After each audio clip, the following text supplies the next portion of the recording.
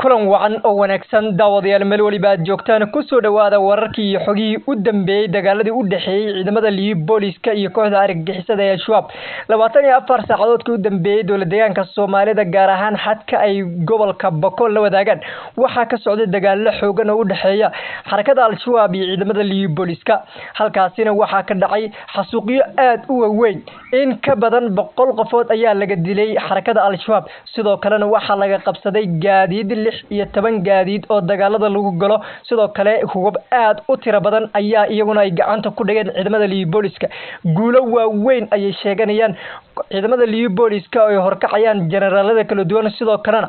madaxweynaha dowladda deegaanka Soomaalida Mustafa ayaa waxa uu booqday jiida hore ee dagaaladu ay ka socdaan isagoo moral u muujiyay ciidamada booliska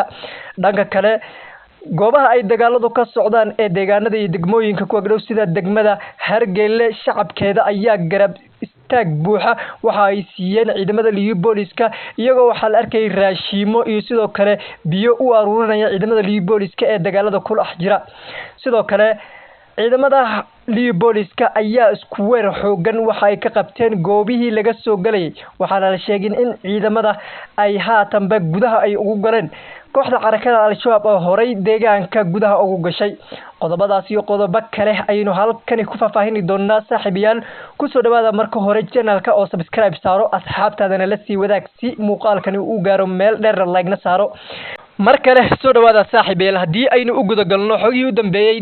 dagaaladii ka socday xadka gobolka Boqol iyo dowladda deegaanka ay la wadaagaan waxaana la soo sheegayaa in xarakada Al-Shabaab in ka badan 100 maleeshiyaadkaasi ka tirsan ay haatanba ku hubteen dagaaladii sidoo kalena 16 gaadiid oo xarakadaasi ay wateen ayay gacanta ku dhigeen ciidamada booliska 100 qofoodna waa laga dilay xarakada Al-Shabaab waxayna ognahay in xarakada Al-Shabaab ay ka dhex dagaalamayso dowladda deegaanka dhexdiisa sidoo kalena deegaanada ay gudaha u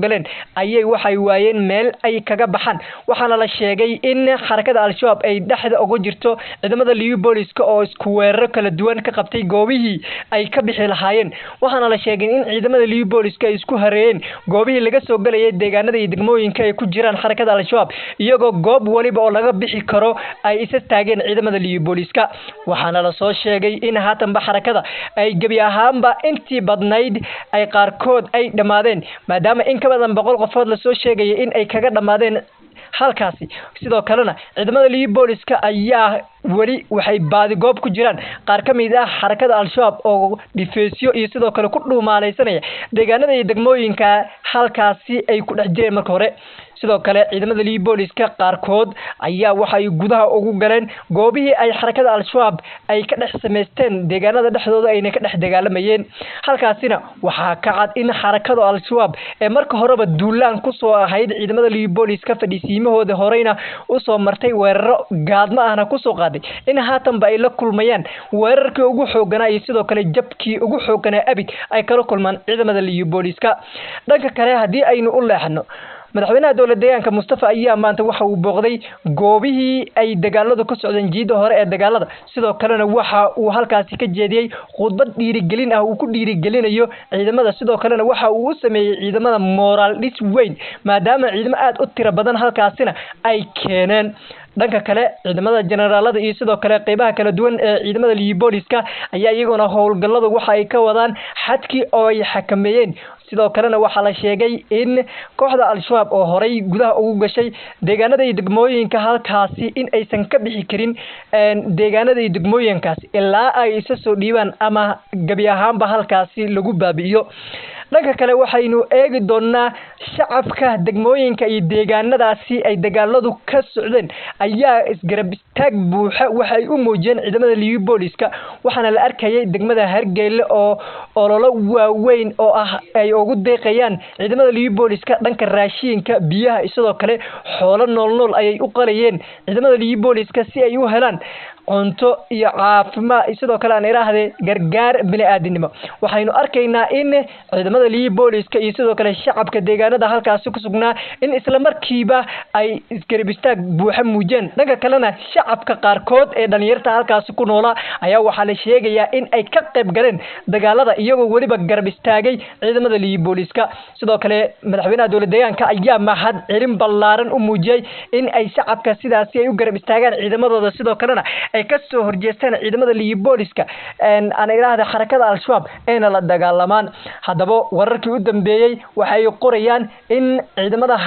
liibooliska ay gacanta ku soo dhigeen hubab aad u tiro badan oo ay leeyihiin xarakada al-shabaab kuwaas oo ay ka carareen. dhanka kale waxaynu eegaynaa inta tirada la eg ee xarakada al-shabaab ay usoo gudubtay gudaha deegaanka ayaana weli la xaqiijin, balse waxaa la tiriyay oo la xaqiijiyay in 100 qofood ay kaga dhinteen sida ay tiradu aynu ku helayno. warbaahinaduna ay sheegayaan in ciidamada xarakada al-shabaab ay gabi ahaanba halkaasi ku baabeen, inta hartayna ay haatanba ay soo afjari doonaan. dadka qaar ayaa waxay sheegayaan in dagaalkii qaybtiisii koowaad gabi ahaanba la soo afjaray oo deegaanada degmooyinka ay xarakada al-shabaab ay gudaha u galeen ay inta badanba ay la wareegeen liibooliska, sidoo kalena ay haatanba xadkii iyo deegaanadii iyo degmooyinkii iyo difaacyadii ay horey u hayeen liibooliska ay iyagu haatanba gacanta ku hayaan. ciidamo aad u tiro badan ayaa 24 saacadoodkii u dambeeyay ama saacadihii u dambeeyayba waxaa lagu soo daabulayay goobaha ay dagaaladu ka socdaan. ciidamada liibooliskana ayaana waxaa loo muujiyay dhiiranaan iyo sidoo kale isgarib istaag aad u xoogan. warbaahinada kala duwan oo Somali International ama Somali telefishinka qaranka Soomaaliyeed ayaa isaguna waxa uu tabinayaa dagaaladani ee al-shabaab ay ku baaba'een, sidoo kalena ciidamada liibooliskana ay wajiga hore ee dagaalka ay ku soo afjareen. balse arinta la yaabka leh ay dadku isweydiinayaan ayaa waxay tahay in warbaahinta Itoobiya ilaa haatan dagaalkii ee halkaasi ka socday aysan weli tabin, xitaa aysan waxba website-yada aysan ka qorin, iyadoo taasi ay ku noqotay dadkii dowlad deegaanka halkaasi degnaa ama Soomaalida guud ahaanba in arintani ay la noqoto mid fajac, maadaama warbaahinadii kala duwanaa ee adduunku ay qorayaan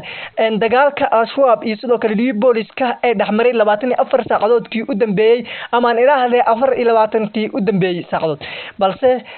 warbaahinada Itoobiya sida kuwa Amxaariga kuwa Oromada ayaa ilaa haatanba laga haynin wax warbixin ah oo ay ka qoraan sababaha keenay ayaana la garan laayahay ilaa haatanba in wadankii dhexdiisa oo dagaalo ay ka socdaan aynu ku soo duuleen maleeshiyaadkani argixisada ee al-shabaab ayna la ganan ciidamada liibooliska sababaha ay u tabin laayihiin warbaahinada ay Itoobiya. halkaasina waxaa ka muuqata gacan bidixayn oo la gacan bidixaynayo ama midab koorid oo la midab kooraya oo ah in Soomaalidu aysan ka tirsaneen gabi ahaanba Itoobiya ay tahay Soomaali balse wararkii u dambeeyay ee halkaasi aynu idin xaqiijin karno ayaa ah in xarakada al-shabaab ay gabi ahaanba halkaasi ku burburtay. waa tahay saaxiibayaal intaas ayaynu ku soo gabagabeynayna. wassalaamu calaykum waraxmatullaahi wabarakaatuh.